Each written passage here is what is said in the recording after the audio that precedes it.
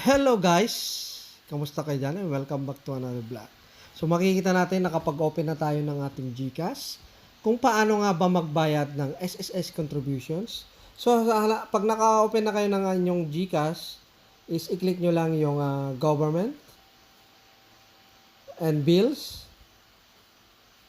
Tapos hanapin nyo yung SSS contributions. So scroll down nyo lang pababa.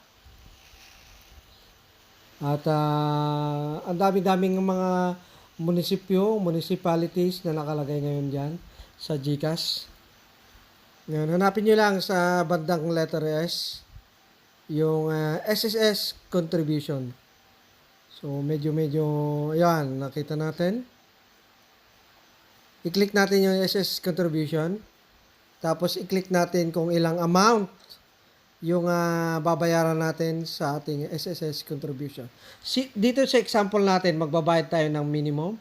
Ang pinaka-minimum na ngayon, 2024, pinakamababa is 560 pesos a month ang binabayaran.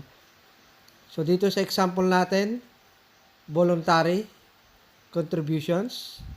At ang pinaka-importante dito, pag magbabayad ka ng SSS contributions, gamit ang GCash is dapat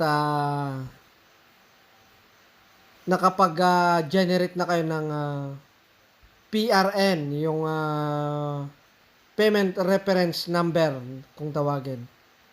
So ipapakita ko sa bandang huling video na to kung paano natin nakuha yung PRN. So double check natin na hindi tayo magkamali yung itatype natin na PRN kasi dyan magbe-base yung payment natin papunta sa ating SSS contributions.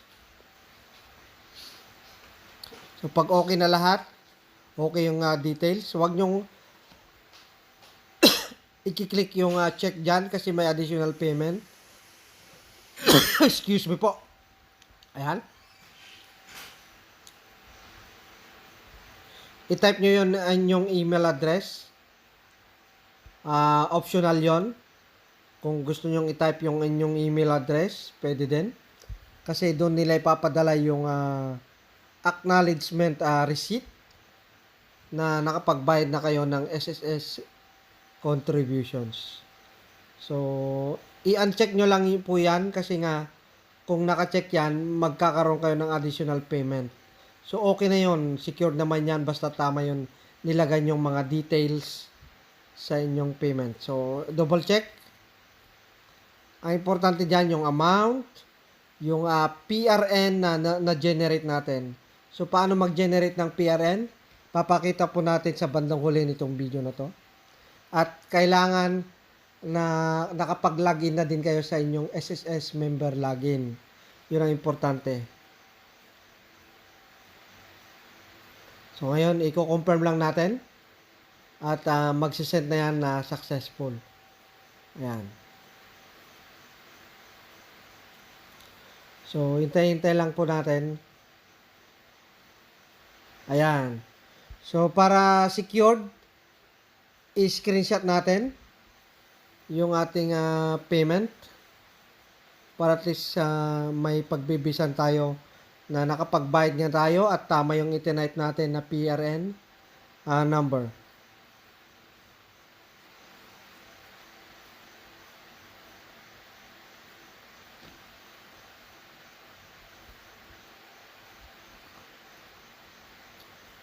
So yan, nakita natin nagbawas na po yung ating balance sa ating GCash. So yun lang po, ganun lang po kabilis gamit ang ating GCash account sa pagbabayad ng SSS. So ito nga po yung sinasabi ko sa inyo. Nakapag-login po tayo sa ating SSS account at nakapag-generate tayo ng PRN gamit din sa pag-login natin ng SSS member login. So yun lang po. I-click lang po natin yung PRN reference number para makapag-generate tayo ng PRN number. Yun ang itatype natin kasi yun, mahalaga yun. Kung magpipayment tayo through GCash. So, yun lang po. At kung bago ka lang dito sa aming channel, i-click mo na yung subscribe button at yung notification bell. So, real time po yung pagbabayad natin sa SSS. So, kababayad lang po natin at chinek natin.